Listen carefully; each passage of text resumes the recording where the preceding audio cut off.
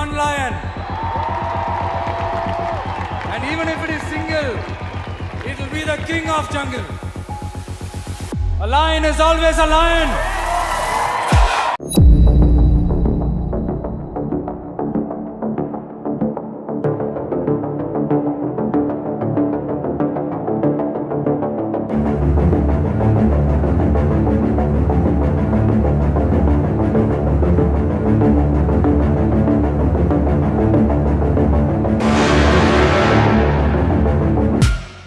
एक ऐसा इंसान जिसने 30 साल तक करोड़ों लोगों को स्क्रीन पर हंसाया, रुलाया और उसने दिल जीता। उसने एक दिन डिसाइड किया कि अब असली जिंदगी में भी यही करना है। ना ये कोई फिल्म की स्टोरी है, यह है तमिलनाडु की गैम्बल पॉलिटिकल की कहानी, जहां एक सुपरस्टार ने नरेंद्र मोदी और उनका पार्टी बीजेपी को सीधी चुनौती दी।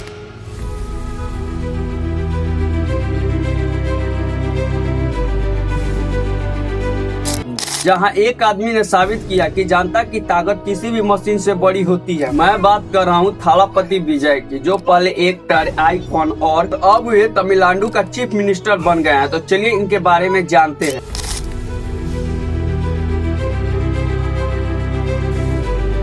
बात है 1974 की। चेन्नई के फिल्मी लविंग घर में एक बच्चे का जन्म होता है और उस बच्चे का नाम रखा गया जोसेफ विजय चंद्रशेखर और उनके पिताजी का नाम था एस.ए. चंद्रशेखर, एक जाने माने तमिल फिल्म के डायरेक्टर थे। जब विजय थालापति 10 साल के थे तो उसी समय वो फिल्म की दुनिया में कदम रख चुके थे, लेकिन यहाँ हर हफ्ते नए चेहरे आते हैं और गुम हो जाते हैं। विजय थालापति को 1992 में एक फिल्म मिलती है जिस फिल्म का नाम है नलाइया थिरुपु। उस फिल्म में इन्हें लीड एक्टर का रोल मिलता है। तब तो वे उस टाइम 17 से 18 साल के थे। उस टाइम इनका फिल्म एवरेज जाता था, फिल्म फ्लॉप होता था। कुछ लोगों का कहना था कि ये डायरेक्टर का बेटा है, ये तो हीरो बन ही जाएगा। लेकिन एक क्रिटिसाइज उनके साथ सालों तक रही। लेकिन फिर आया 1996 में विजय थालापति को एक फिल्म मिलता है जिस फिल्म का नाम है पूबे अनकैज। उस टाइम वो फिल्म ब्लॉकबस्टर हुआ था। विजय उसके बाद तमिल सिनेमा में सबसे बड़े स्टार बन गए।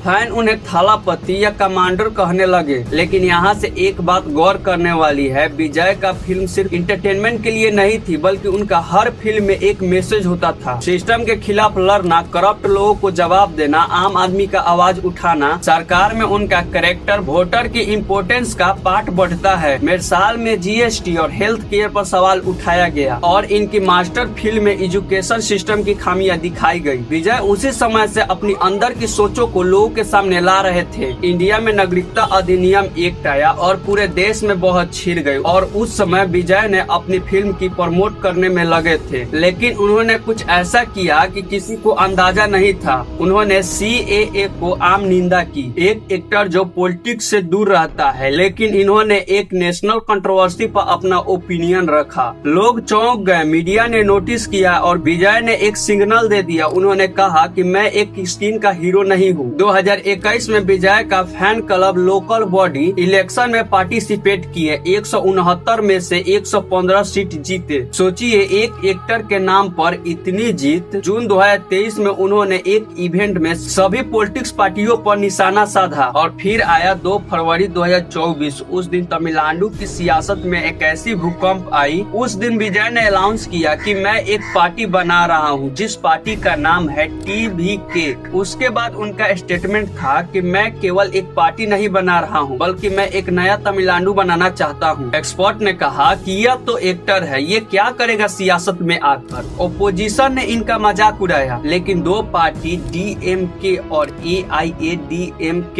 ये दोनों ने 60 साल तक तमिलनाडु पे राज किए। उन्हें लगा कि ये सब तो नटंकी है। लेकिन विजय के पास एक ऐसी चीज थी जो किसी के पास नहीं थी। वह थी एक आवाज जो लाखों लोगों को दिलों तक पहुँचती थी। TVK की पार्टी के सबसे पहली रैली आई 27 अक्टूबर 2024 को विक्रवांडी में। अंदाजा लगाओ कितने लोग आए होंगे। उस रैली में 1 से 1.5 लाख लोग नहीं आए थे, बल्कि 8 लाख लोग से ज्यादा उस रैली में स्थित थे। यह सिर्फ एक रैली नहीं था, बल्कि यह एक सिग्नल था कि तमिलनाडु के एक बड़ा हिस्सा बदलाव चाहती है। विजय ने अपनी पार्टी की आइडियोलॉजी घोषित की। उन्होंने कहा कि हमारे सरकार में शिक्षा पे ध्यान दिया जाएगा, रोजगार पे ध्यान दिया जाएगा और माँ बेटियों को सिक्योरिटी अलग से दिया जाएगा। उन्होंने दो दुश्मनों को क्लियर नाम लिए। पहला, बीजेपी को विचारधारा का दुश्मन बोला और डीएमके को सियासी प्रतिवादी कहा, क्योंकि डीएमके पर भ्रष्टाचारी और वंशवाद का आरोप लगते रहे। यह पॉलिटिक्स थी, ये सीधे साफ पॉलिटिक्स थी। लेकिन एक बड़ी तकलीफ भी आई। 27 सितंबर 2025 की टीवी की पार्टी का एक बड़ी रैली थी। उस रैली में इतना भीड़ हो गया था कि उसे कंट्रोल करना मुश्किल हो गया था। एक भयंकर क्राउड क्रश में 41 लोग मर गए और 81 लोग घायल हुए। यह विजय की उस समय सबसे मुश्किल वक्त था। उन्हें पर्सनल इंट्रोगेशन का सामना करना पड़ा। सीबीआई ने जांच शुरू की, मीडिया ने सवाल उठाया, तभी विजय ने अपना सर नहीं झुकाया। उन्होंने माफी मांगे, पीड़ित परिवारों से मिले, उन्हें मुआवजा दिए और कैंपेन दोबारा शुरू की। और दुनिया देख रही थी कि ये इंसान टूटता है या टिकता है। मार्च 2026 तमिलनाडु असेंबली इलेक्शन का ऐलान हुआ। टीवी के पार्टी ने एक बड़ा डिसीजन लिया। उन्होंने ये डिसीजन लिया कि मैं 234 सीटों पे लड़ूंगा।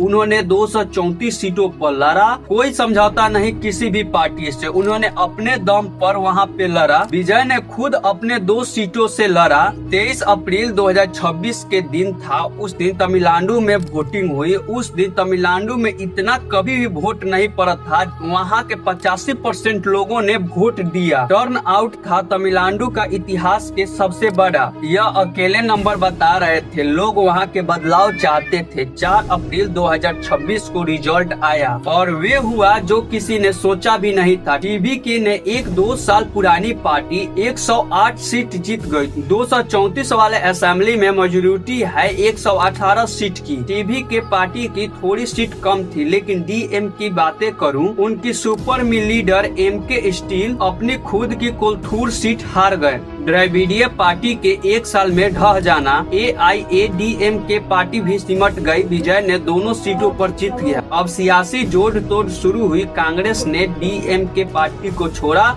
और टीवी के पार्टी में आकर मिल गया और कुछ अन्य पार्टी भी आई और विजय का सरकार बनने के लिए रास्ते साफ हो गई। 10 मई 2026 को चेन्नई की राजभवन में विजय ने शपथ ग्रहण ली और चीफ मिनिस्टर का कुर्सी संभाला। इस एक पल ने 59 साल की परंपरा को तोड़ दिया। तमिलनाडु में पहली बार कोई नई पार्टी अपनी सरकार बनाई। 1969 के बाद वे पहले चीफ मिनिस्टर बने जो द्रविड़ीय आइडियोलॉजी से अलग थे। विजय ने जो सफर तय किया वो बेमिसाल है। 2 फरवरी 2024 में एक पार्टी बनाई और 27 महीने में वे वहां का चीफ मिनिस्टर बन गए। पॉलिटिकल एनालिसिस ने कहा कि विजय का जीत का कारण क्या है। पहला, डीएम के अगेंस्ट कुछ बोलना, जैसे उन पे आरोप थे भ्रष्टाचारी और डायनेस्टिक पॉलिटिकल से थक गए थे। विजय थलापति वहां पे चीफ मिनिस्टर बन गए और एक चैप्टर का अंत किए और दूसरा चैप्टर स्टार्ट हो गया है। अब देखना है कि तमिलनाडु में ऐसा क्या करते हैं विजय कि तमिलनाडु भारत का सबसे नंबर 1 राज्य बन सकता है। ये आने वाला समय बताएगा कि विजय वहाँ पे कैसे विकास करेंगे। जो वे फिल्म में कैरेक्टर निभाते थे, क्या वे कैरेक्टर तमिलनाडु में रियल में दिखाएंगे। तो फाइनली दोस्तों आज के वीडियो को खत्म करते हैं। आई होप की वीडियो देखकर आप सभी को अच्छा लगा होगा। अगर अच्छा लगा है तो प्लीज वीडियो को लाइक कीजिए, चैनल को सब्सक्राइब कीजिए। चलिए मिलते हैं नेक्स्ट वीडियो में, तब तक के लिए बाय बाय।